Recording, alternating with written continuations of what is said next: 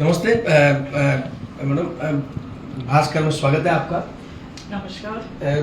मतलब लाडपुरा में क्या चल रहा है अभी, क्या क्या आपके प्रोजेक्ट्स हैं जो चल रहे हैं और क्या आपने सोच रखा है जो आगे ऑनगोइंग है, उसके बारे में थोड़ा सा बताएं। ऐसा है, जब इस बार हम चुनाव में जा रहे थे तो आप लोग ने हमसे पूछा था शायद हमारे कौन से 5 कार्य हैं जो हम प्राथमिकता दे के हमारी जनता को ये वादा करें कि हम कराएंगे। और मुझे बहुत खुशी है कि जो 5 वादे मैंने करे थे वो पांचों के 5 पूर्ण करे हैं। जैसे कि आज़ादी के बाद लाडपुरा में एक भी बड़ा हॉस्पिटल नहीं है, वैसे ही आज़ादी के बाद एक भी महाविद्यालय लाडपुरा विधानसभा क्षेत्र में नहीं था। इसके अलावा एक हमारा गांव था गंगाईचा रंगपुर पंचायत में, जो कटाव के वजह से उसका अस्तित्व ही खत्म होने वाला था और उनको सुरक्षा दीवार की ज़रूरत थी और हमने वादा करा था कि हम वो सुरक्षा दीवार बनाएंगे। मेरा एक क्षेत्र है मंडाना जो कि डार्क जोन है, तो वहाँ सिंचाई का पानी नहीं मिलता किसानों को, तो वो केवल एक फसल ले पाते हैं और उनकी बहुत बरसों से ये मांग थी कि उनके लिए कोई सिंचाई की व्यवस्था की जाए। ऐसे ही किसान भाई की एक और समस्या मेरे थी विधानसभा में थी, वो थी आलिया बांध से जो गांव सिंचाई का पानी लेते थे। लगभग टोटल तो 46 कर गांव है, ये सांगोद तक जाता है और लाडपुरा होता हुआ जाता है, तो काफ़ी सारे लाडपुरा के गांव हैं। जिस साल बारिश अच्छी होती है तो कोई दिक्कत नहीं होती, परंतु जब बारिश नहीं होती है तो किसान के पास और कोई सिंचाई की व्यवस्था के लिए कोई उपलब्धि नहीं है। तो हमने कहा था कि इन 5 चीज़ों पर हम ध्यान देंगे और इन समस्याओं का हम समाधान निकालेंगे। और मैं माननीय मुख्यमंत्री जी को, लोकसभा अध्यक्ष जी को बहुत बहुत धन्यवाद देती हूँ कि उनका सहयोग, आशीर्वाद मेरी विधानसभा को मिला है और मुझे मिला है और इन 5 चीज़ को हम पूरा कर पाए हैं।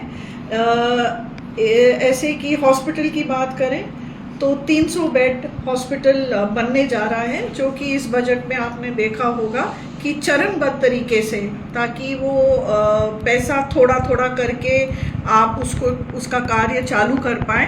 तो 75 बेड्स का हॉस्पिटल इस बजट में उसकी स्वीकृति आई है और चरणबद्ध तरीके से हर साल उसको हम बढ़ाएंगे। ऐसे ही जहाँ एक भी महाविद्यालय नहीं था, अब एक कन्या महाविद्यालय कैतून में खुल गया है, उसकी क्लासेस भी चालू हो गई हैं। ज़मीन अलॉट होने में थोड़ा समस्या आ रहा है, क्योंकि जितनी ज़मीन हमें चाहिए वो हम चाहते हैं कि कनेक्टिविटी भी उसकी अच्छी रहे, तो इसलिए वो कार्य चल रहा है। पर कन्या महाविद्यालय के साथ साथ हमें एक पॉलिटेक्निक कॉलेज भी मिला है उमेदगंज में और एक स्पोर्ट्स कॉलेज मिला है अभयपुरा में। 80 बीघा का ये बड़ा स्पोर्ट्स कॉलेज बनने जा रहा है। तो जहाँ एक भी नहीं था, अब 3 कॉलेज हो जाएंगे। आलिया बांध वाली बात है तो, और मंडाना की बात करूं तो दोनों के लिए 2-2 करोड़ रुपए की स्वीकृति आई थी कि इनके लिए डीपीआर बनाया जाए ताकि इस समस्या का समाधान हम निकाल पाएँ। और डीपीआर बन चुके हैं, मंडाना का भी शायद अभी बन जाएगा। आलिया बांध का बन चुका था और उसके लिए 100 करोड़ रुपए इस बजट घोषणा में इसकी स्वीकृति भी आई है।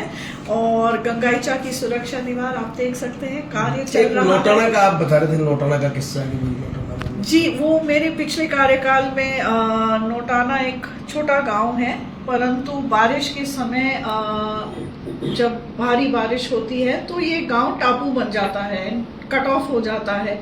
तो अगर किसी को कोई भी इमरजेंसी में, चाहे चिकित्सा के लिए शहर आना पड़े, तो वो नहीं आ पाते, थोड़ी बहुत गंभीर समस्या है। और मेरे पहले साल में ही एक ऐसी ऐसा इंसिडेंट हुआ था जो मेरे दिल को छू गया था, और मैंने अपने आप से वादा करा था कि मैं कोशिश करूंगी कि आने वाले समय में ऐसा किसी भी महिला के साथ नहीं हो। और पिछले कार्यकाल में तो ये नहीं कर पाई, पर इस कार्यकाल में हमारी संवेदनशील सरकार ने पहले बजट में 4 करोड़ रुपए स्वीकृत करके नौटाला के लिए एक बहुत ही शानदार ऐतिहासिक पुलिया का काम लगभग पूर्ण होने जा रहा है। ये मेरे लिए बहुत गर्व की बात है। एक जैसे आप, चूंकि आपकी बिलोंगिंग्स अलग टाइप की है, मतलब राजनेताओं का वो अलग, तो आपको नहीं लगता कि मतलब उस फैमिली से या राज परिवार से कहाँ सुबह से शाम तक पुलिस की अपन पूरा टाइट शेड्यूल, दिन भर रात दिन लोगों से मिलना जुलना, तो आपको मतलब अजीब नहीं लगता या कंफर्टेबल है? बिल्कुल मुझे अजीब नहीं लगता। उस समय राज के मायने अलग होते थे और आज राज के मायने अलग होते हैं, पर दोनों में एक चीज़ कॉमन है कि आप अपनी जनता के लिए क्या कर सकते हैं। और हाँ, बहुत अलग है। मैं जो अपना दिनचर्या मेरा पहले था उससे आज का दिनचर्या मेरा बहुत अलग है, पर हम सब अगर बस पैदा होके खाएंगे पिएंगे और मर जाएंगे, मुझे नहीं लगता है ये इसकी कोई काउंटिंग होती है। अगर हम हमारे लाइफ में किसी और के लिए कुछ कर सकते हैं, जो सेटिस्फैक्शन उससे मिलता है उसकी कोई वैल्यू नहीं है, वो प्राइसलेस है। मुझे जब किसी की मैं मदद कर सकती हूँ और उसके चेहरे पे मुस्कुराहट मेरे वजह से आती है, मुझे लगता है कि कोई भी सोना चांदी डायमंड गाड़ी बंगला वो कंपेयर नहीं कर सकता उस खुशी के सामने। मेरा इसी से जुड़ा हुआ मेरा सवाल है कि जब पहली बार आपको इस तरह का ऑफर मिला कि भाई आपको राजनीति में आना है, या टिकट की बात कही गई, जैसे वसुंधरा जी घर में भी आई उस समय टिकट की बात कही गई, तो पहला रिएक्शन क्या था या आपका कैसा, मतलब वहाँ पे परिवार में क्या बात हुई है, पब्लिक जानना चाहती है आपसे? मेरा राजनीतिक क्षेत्र में आना ही एक बहुत लंबा आपका इंटरव्यू हो जाएगा, पर जिसे कहते हैं एक्सीडेंटल पॉलिटिशियन, मुझे लगता है मैं एक्सीडेंटल पॉलिटिशियन हूँ। मेरे हस्बैंड राजनीति में थे और उनकी रुचि थी राजनीति में, परंतु कोई कारण से उन्होंने ये निर्णय लिया कि जब टिकट उनको दिया गया था, ऑफर उनको था टिकट के लिए, उन्होंने कहा कि मैं नहीं करूँगा, मेरी वाइफ लड़ेगी। तो जितना शॉक्ड मेरे ख्याल से पब्लिक थी, उतनी ही शॉक्ड मैं भी थी। और उस समय ऑनेस्टली तो मैं खुश नहीं थी, पर फिर जिम्मेदारी मिली, दायित्व मिला है, और मेरा ये एक असूल है कि जो भी मैं करती हूँ मैं उसको मेरा 100% देती हूँ, तन मन और धन से मेरा जितना बेस्ट मैं कर सकती हूँ वो करती हूँ। और उसी सोच के साथ, उसी वो जो मेरे विचार हैं उसके साथ राजनीतिक क्षेत्र में है तो मैं अपना 100% देती हूँ। रही बात लोगों की, तो मेरे ख्याल से मैं हमेशा पीपल्स पर्सन रही हूँ, और ऐसा नहीं है कि जो ये विमर्श बना हुआ है कि राजनीति है, राजनीतिक क्षेत्र है तो सब कुछ बुरा है। मुझे बहुत सारे अच्छे लोग भी मिले हैं, तो ऐसा नहीं है कि सब कुछ बुरा है, अच्छा भी है। आप अच्छा कर सकते हो, अच्छे लोग मिलते हैं। एक ये अस्पताल का जो मुद्दा बता रही है, 300 बेड का अस्पताल की पहले बात चली थी, आप कह रहे हो 75 बेड का बन रहा है शुरुआत, तो इसकी जगह को लेके भी विवाद हुआ, पहले कहीं और बनना था, फिर अभी भी जगह तय हो गई क्या इसकी? जगह तो पहले से तय थी, जब वो अलॉट हुआ था 300 बेड के लिए, तो हाँ हमने थोड़ा बड़ा एरिया लिया है, क्योंकि हम आगे की प्लानिंग करके उस जगह को हमने चिन्हित करा है। जितनी ज़रूरत है उससे ज़्यादा हमने मार्क करके रखा हुआ है कि फ्यूचर में अगर हमें 300 से 400 बेड बनाना होगा तो फिर एक और ज़मीन ढूंढना थोड़ा मुश्किल रहेगा।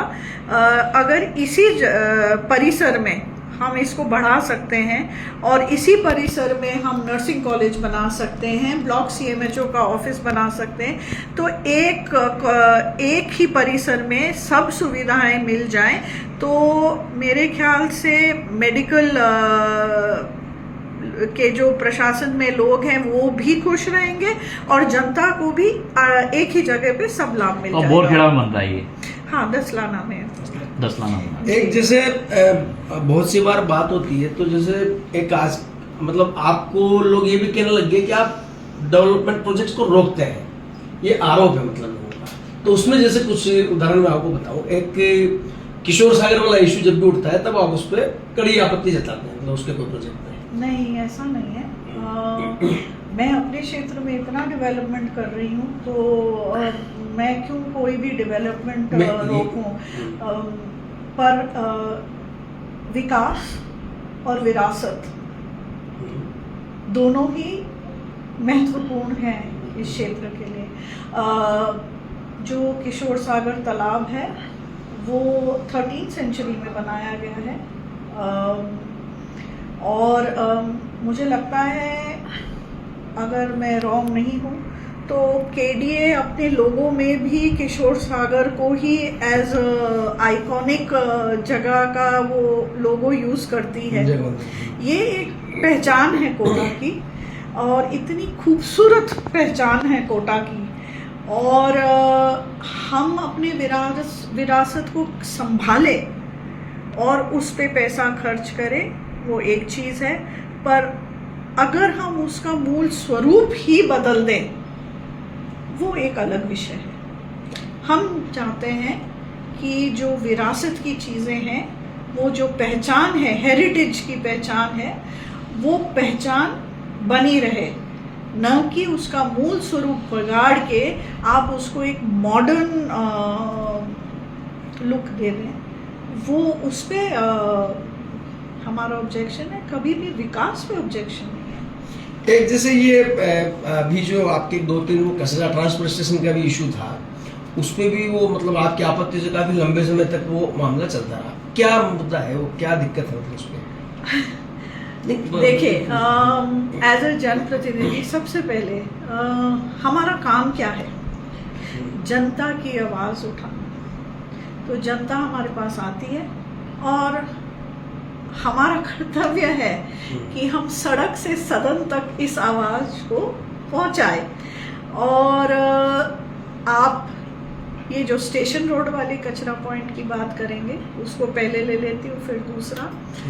तो उसमें वहाँ के लोग, बहुत सारे लोग लिखित में उन्होंने आपत्ति मुझे दी और उनकी बात मैंने सुनी और समझी और उनकी बात मुझे जायज़ लगी।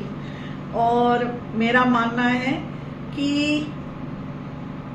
कोटा में आने वाले रेलवे स्टेशन से जो भी आता है, बहुत सारे लोग स्टेशन से आते हैं, ट्रेन से आते हैं, और आज की तारीख में ये मेरे ख्याल से प्रमुख एंट्री रोड होगा। बिल्कुल। जो यहाँ से आके आप चाहे न्यू कोटा जाएं या कहीं और जाएं तो आप इस सड़क से ही आएंगे। सबसे पहली बात तो ये सड़क इतनी चौड़ी नहीं है। दूसरी बात, ये जो आपकी एंट्री वाली सड़क है, यहाँ जो जमीन है ये बेशकीमती जमीन है, जिसका उपयोग मुझे लगता है प्रशासन को थोड़ा और दिमाग लगा के कुछ और उपयोग कर लेते, जिससे उनको रेवेन्यू भी मिलता और एक अच्छी जगह बन जाती। कचरा सॉर्टिंग ग्राउंड कहीं और भी बन सकता है। हाँ, मेन रोड जरूर। हाँ, मुझे बताया गया कि इस पे सॉर्टिंग में कोई कचरा उड़ेगा नहीं, तो कोई स्मेल नहीं आएगी, कोई पोल्यूशन नहीं होगा। एक तो चंबल के किराने हैं, कौन इतना मॉनिटर करेगा, आई डोंट नो, बट ये एक अलग सब्जेक्ट है। पर कचरा आएगा कैसे? ट्रक से आएगा ना। तो इतने नैरो रोड्स पे आप कह रहे हैं जब ट्रक्स आएंगे जाएंगे आएंगे और जाएंगे, तो इज दैट प्रैक्टिकल? तो इन लोगों का ये कहना था कि एक तो हमारी एक जिन बाबा जी का मंदिर है, तो मंदिर के बगल में आप ऐसी चीज क्यों बना रहे हैं? उन लोगों की आस्था है उस मंदिर से, वो नहीं चाहते कि कचरा से रिलेटेड कुछ उनके मंदिर के पास बने। सही। और दूसरा, ये ट्रक का ट्रैफिक से कुछ का कुछ हादसा हो सकता है, तो उनको चिंता थी, तो इसलिए मैंने उनकी बात उठाई है। एक जैसे क्या है कि मतलब मैं उस हिसाब से बात कर रहा हूँ, बिल्कुल ये लाइट मूड वाला इंटरव्यू है।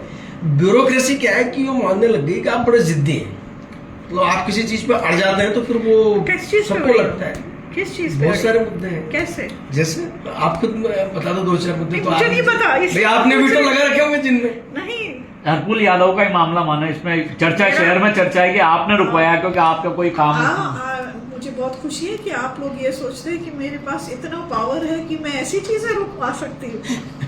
अच्छा, एक जैसे मतलब अब फ्यूचर में आप क्या सोचते हैं लाडपुरा को लेकर, कोटा शहर को लेकर? मतलब अभी आपकी सरकार का काफी टाइम बच रहा है, तो जो चीजें आप सोचते हैं, जो विजन है या जो फ्यूचर में आप करना चाहते हैं, जैसे कि मैंने आपको बताया कि पहले तो मैं चाहती थी कि एक हॉस्पिटल तो बने, एक कॉलेज तो बने, ये सब हो गया है। और प्रमुख जो समस्या है हमारे क्षेत्र में वो है पेयजल को लेके, पानी को लेके, और मूलभूत सुविधाओं में क्या चाहता है आम नागरिक? क्या चाहता है? वो चाहता है बिजली, पानी, सड़क।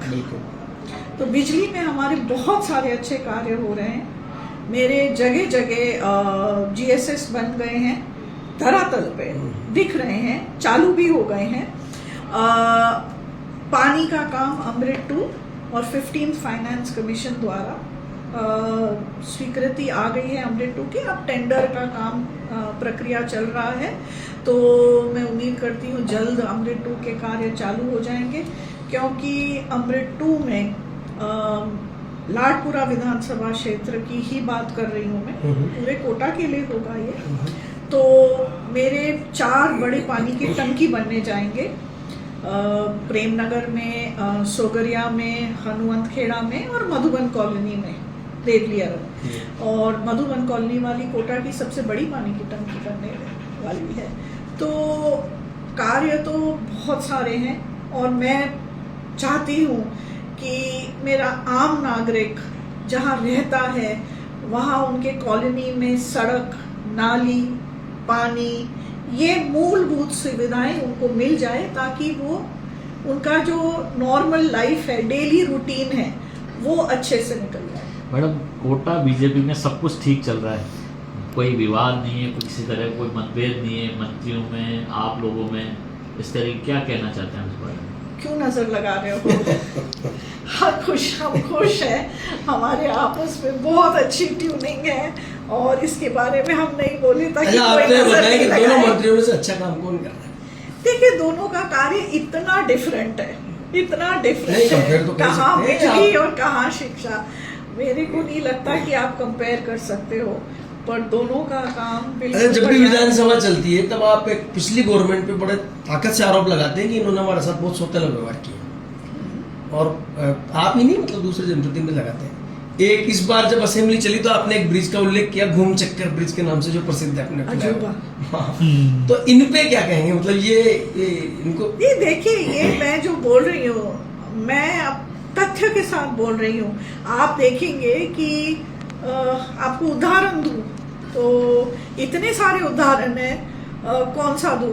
जो आप प्रगति नगर स्कूल का नाला देख लें बजरंग नगर में, ठीक है, 6 करोड़ रुपए स्वीकृत थे उस नाला के लिए। नाला बना भी, पर जहां लाडपुरा की सीमा चालू हुआ रुक गया, पैसा अब लैप्स भी हो गया। तो उसके लिए हम क्या कहें? जहां सड़क बनी तो बनी, और जहां लाडपुरा की कॉलोनी शुरू हुई वहां रुक गई, आगे नहीं बनाई, तो इसको क्या कहेंगे? मैं तथ्य के साथ आपको बोल रही हूँ, विथ फैक्ट्स, फिगर्स। मैं आपको बहुत सारे ऐसे उदाहरण दे सकती हूँ। नहीं, जैसे इसकी ब्रिज की जो आप कह रहे हैं, धारीवाल जी आए तो हमने उनसे भी पूछा था, मैंने कहा आपने वो ब्रिज गलत बना दिया, तो उन्होंने कहा कि यार अगर उनको लगता है कि ये गलत हो गया तो ठीक कर दो, सरकार उनकी है, तो आप लोग उस पर कोई एक्शन क्यों नहीं लेते, यूं उनका कहना है। मतलब हम तोड़ें उसको, तोड़े, सही करें, या कोई इंक्वायरी बिठाए, या जिन लोगों ने वो गलत कर दिया उनके खिलाफ जो भी एक्शन लेना है भाई सरकार, इस अब तो इसी से सरकार की जिम्मेदारी है। उन्होंने कहा है, मैंने तो बोला ना विधानसभा में कि ये थोड़ा दिखवा ले, इसमें पता नहीं क्या हो गया, क्योंकि धारीवाल जी नॉर्मली जो भी उन्होंने काम करे हैं बहुत सोच समझ के करे हैं, तो ये चूक कैसे हो गई उनसे, मेरे को समझ में नहीं आता। अच्छा एक कि आप थोड़ा सा खुद के बारे में बताएं, मतलब लोग जानना चाहते हैं कि विधायक महोदय लालपुरा जो है वो कहाँ से कैसे ये पूरी जर्नी बताएं थोड़ा सा, बहुत मतलब शुरुआत से, मतलब जन्म से जी, मतलब शोध में आराम से चले। मेरा जन्म तो हुआ है आसाम में। मेरे फादर टी गार्डन्स में मैनेजर थे, तो जॉब में थे, तो हमारा बहुत ही सामान्य अपब्रिंगिंग रहा है। मैं MGD गर्ल्स स्कूल जयपुर में पढ़ने गई थी, क्लास 1 से 12 मैं वहाँ पढ़ी हूँ, पूरे 12 साल वहाँ। उसके बाद दिल्ली में कॉलेज में मेरा एडमिशन हुआ था और मेरी सगाई हो गई, और फिर शादी हो के मैं कोटा आई हूँ, और तब से यहाँ हूँ। मेरा एक बेटा है। अच्छा एक जैसे जब भी अब बात होती है कैबिनेट रिशफल की, तो आप क्या सोचते हैं, मतलब आपको क्या लगता है कैबिनेट विस्तार में? आशीष जी, मेरा सोच है ना, ऐसी चीज़ों में मैं ध्यान नहीं देती, क्योंकि मेरे पास ऑलरेडी इतना काम है सोचने के लिए, तो जो मेरे हाथ में नहीं है उसके बारे में सोच के अपना टाइम वेस्ट करना मुझे नहीं लगता उचित है। जो मेरे हाथ में है, जो मैं कर सकती हूँ, मैं प्रिफर करती हूँ कि मेरा पूरा ध्यान उस पे जाए। एक आपको लगता है कि राजनीति में महिलाओं को दिक्कतें आती है? हाँ, मुश्किल है, बहुत मुश्किल है, नॉट मुश्किल है, बहुत मुश्किल है। एंड मैं बहुत लकी हूँ कि मुझे मेरे फैमिली का सपोर्ट मिला है। मेरे हस्बैंड ने ही चूज़ करा था कि टिकट मुझे देने के लिए, और मुझे आगे करा है। पर उसके अलावा भी मेरे सास, मेरे ससुर, जो मेरे ससुर जी उस समय थे, उनका बहुत सपोर्ट मुझे मिला है। आज भी मेरे हस्बैंड हो, मेरा बेटा हो या मेरी सास हो, आज भी उनका इतना सपोर्ट मिलता है। कभी भी मुझे ये फील नहीं देते कि भाई आपको कहीं और जाना है और आप कुछ यहाँ मिस कर रहे हैं। इनफैक्ट वो मेरे लिए हमेशा कवर अप कर लेते हैं। पर फिर भी माइंड सेट जो है वो मेल ओरिएंटेड है, और इसके लिए मैं कहूँ तो शुरुआत में, अब तो लोग शायद मुझे जानते हैं, और इमीडिएटली जो सोच होती है पुरुषों की, जब एक महिला आती है, चाहे वो MLA हो या MP हो या सपोज प्रधान प्रमुख भी हो, कि इसको कुछ नहीं आता, ये समझती नहीं है, और अपन इनके पति से बात कर लें। ये नेचुरल रिएक्शन होता है। और जब आप मीटिंग में भी जाते हैं या कुछ, तो आपको अपने आप को ज़्यादा प्रूव करना पड़ता है। मैं जब कोई भी मीटिंग में जाती हूँ, मुझे लगता है मैं बहुत पढ़ के जाती हूँ, ताकि कोई ये नहीं सोचे कि मैं महिला हूँ तो मैं कम समझती हूँ। और अब तो खैर प्रैक्टिस भी हो गया है, पर फिर भी आज भी बहुत डेली मैं सीखती हूँ। ऐसा नहीं है कि अब सब कुछ जान चुकी हूँ, डेली सीखने को मिलता है। पर हाँ, एक ये एटीट्यूड ज़रूर है कि महिला है तो वो कम समझेगी। क्या कहना चाहेंगे ऐसे राजनीति में जो महिलाएं, नई महिला आना चाहती हैं, उनके लिए क्या संदेश देना चाहेंगे, वही क्या चीज़ करे क्या नहीं करे? कुछ नहीं, अंदर आपकी इच्छा शक्ति होनी चाहिए, और अगर आपको कुछ बनना है, कुछ करना है, तो कोई नहीं रोक सकता आपको। और ऐसा नहीं है कि कुछ भी इजीली मिलता है लाइफ में। हर चीज़ के लिए मेहनत करनी पड़ती है। हो सकता है कि आप कोई स्पेशल फैमिली को बिलोंग करते हैं तो आपको मौका दिया जाएगा, पर वो मौका एक ही बार दिया जाता है, उसके बाद आपको अपने आप को प्रूव करना पड़ता है। ये आपके ऊपर है कि आप उस मौके का क्या करते हैं।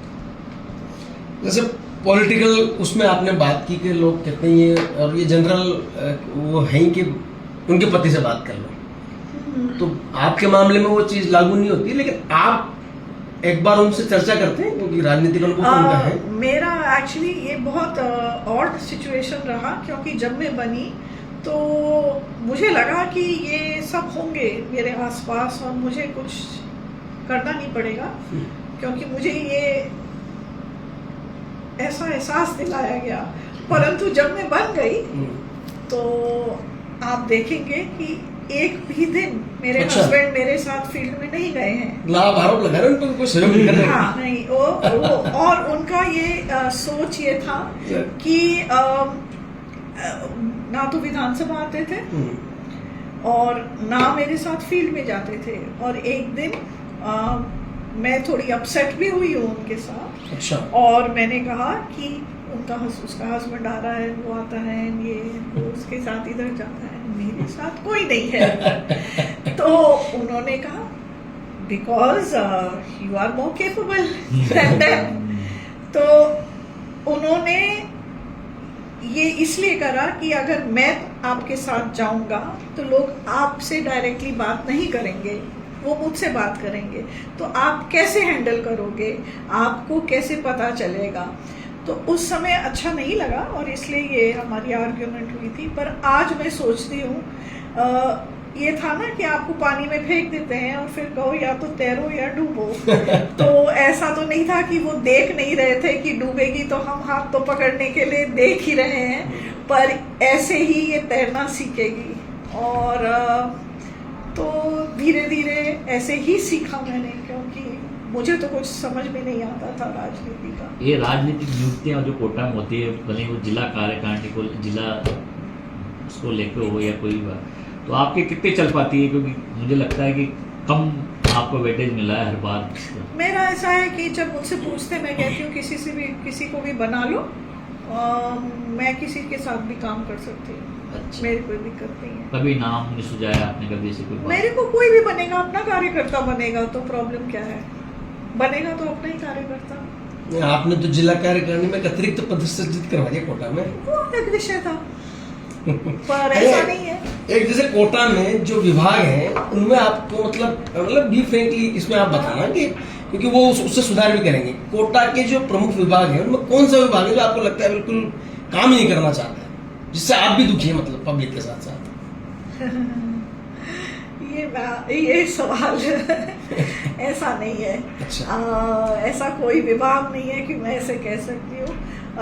मैं समझती हूँ कि अगर ऐसा है तो मेरे में कमी है कि मैं उस विभाग से काम नहीं करा पा रही। मैं विभाग को दोषी नहीं मानूंगी, इसमें मेरी कोई कमी होगी कि मैं नहीं करा पा रही। ऐसा नहीं है कि विभाग की कोई कमी है। क्राइम को लेकर कुछ बताएंगे भाई, कैसे बढ़ रहा है? क्या आप लगता है बढ़ रहा है या मतलब यहाँ पे जब भी अपन टूरिज्म बढ़ाने की बात करते हैं, मेरे ख्याल से आप लोग ज्यादा उजागर कर रहे हैं। अच्छा, हाँ हो सकता है, सबका अपना ऑब्जर्वेशन है। लेकिन जैसे जब भी पर्यटन की बात करते हैं अपने यहाँ पे, अब मतलब पर्यटन की बड़ी लंबी चर्चा हो या पर्यटन की बात, अपराध पहले आता है, तो उसको अपन एक तरफ देखते हैं, दूसरी तरफ क्राइम को नकार नहीं सकते ना। मतलब आप कैसे वो करोगे? आज जितने भी टूरिज्म में डेवलप्ड शहर हैं वो वहाँ पे अपराध को लेके तो खासकर कोटा की चाकूबाजी जो है, हर छोटी छोटी बात पे चाकू चल रहे हैं। क्या ये दूसरे शहरों से ज्यादा है? बहुत ज्यादा चाकूबाजी तो बहुत ज्यादा, क्योंकि कोई भी शहर में नॉर्मली ये होता तो है, अच्छी बात तो है नहीं, बट होता तो है। और आप कह रहे हैं यहाँ ज्यादा है, अब टूरिज्म वाला जो लास्ट सवाल है उस पर आप बता दें कि कैसे, क्योंकि आप हेरिटेज की आपने बात की, हेरिटेज टूरिज्म का सबसे महत्वपूर्ण पिलर है, तो कैसे